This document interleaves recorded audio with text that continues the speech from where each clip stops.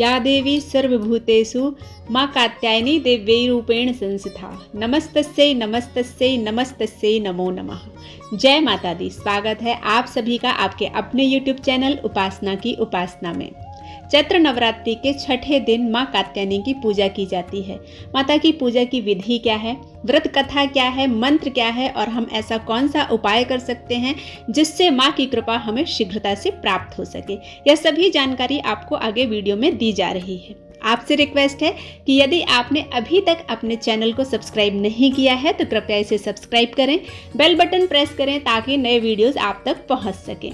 असुरों का नाश करने वाली माँ कात्यायनी देवी भगवती माँ पार्वती का छठा स्वरूप है। माता का यह स्वरूप अत्यंत ही फलदायी है। नवरात्रि के दौरान माता की विधिवत आराधना करने से भक्तों के सभी कार्य पूर्ण होते हैं, समस्त कष्टों का नाश होता है। माँ कात्यायनी व्रजमंडल की अधिष्ठात्री देवी हैं। 4 भुजाओं वाली माता का स्वरूप स्वर्ण के समान चमकीला और अत्यंत दिव्य है। उनकी भुजाओं में अस्त्र शस्त्र और कमल का फूल विराजमान है। कात्यायनी माता की पूजा करने से विवाह में आ रही बाधाएं दूर होती हैं, विवाह के योग शीघ्र बनते हैं, मनचाहा वर मिलता है।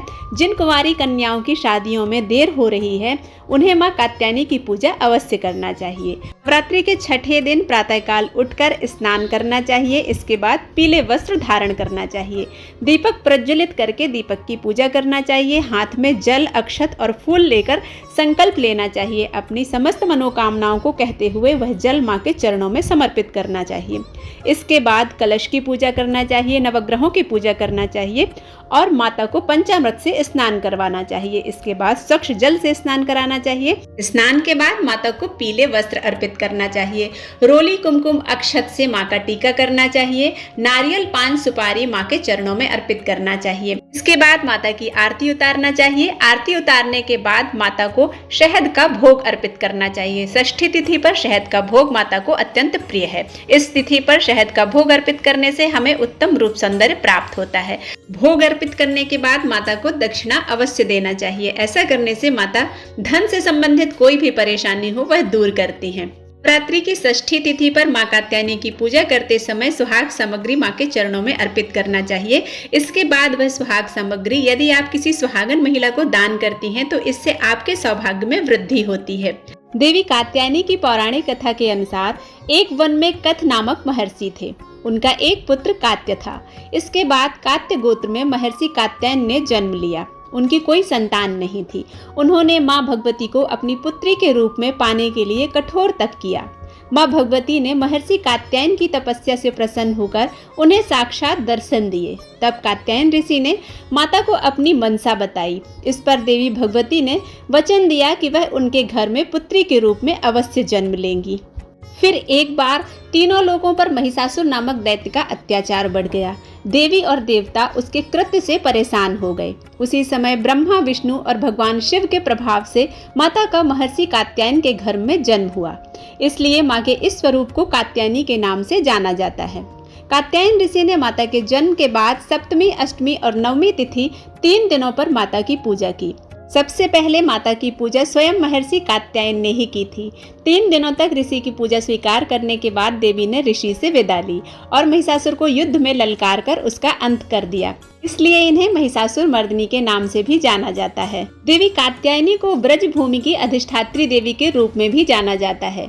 ब्रजभूमि की कन्याओं ने श्री कृष्ण के प्रेम को पाने के लिए इनकी आराधना की थी। भगवान श्री कृष्ण ने भी देवी कात्यायनी की पूजा की थी।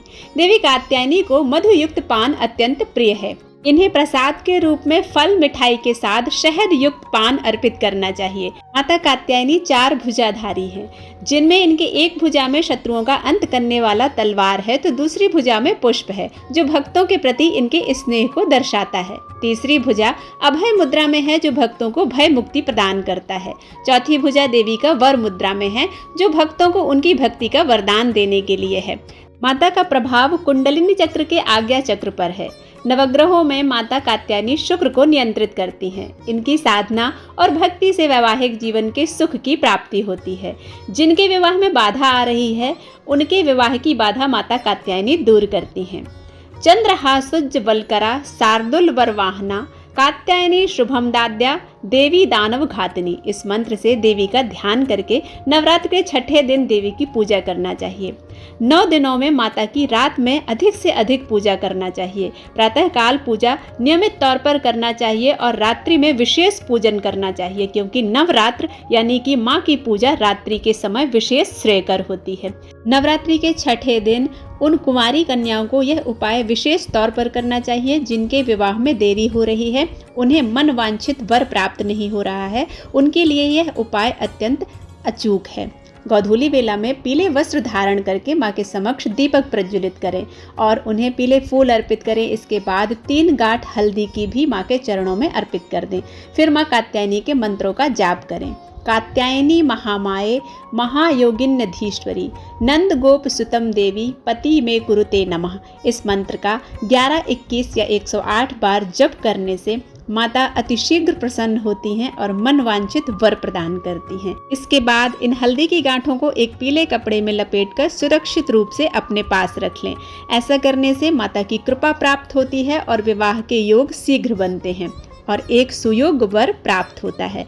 आशा करती हूँ यह वीडियो आप सभी को पसंद आया होगा। यदि पसंद आता है तो आप इसे लाइक करें, शेयर करें और सब्सक्राइब करना बिल्कुल ना भूलें। मिलते हैं एक नए वीडियो में, तब तक के लिए जय माता दी।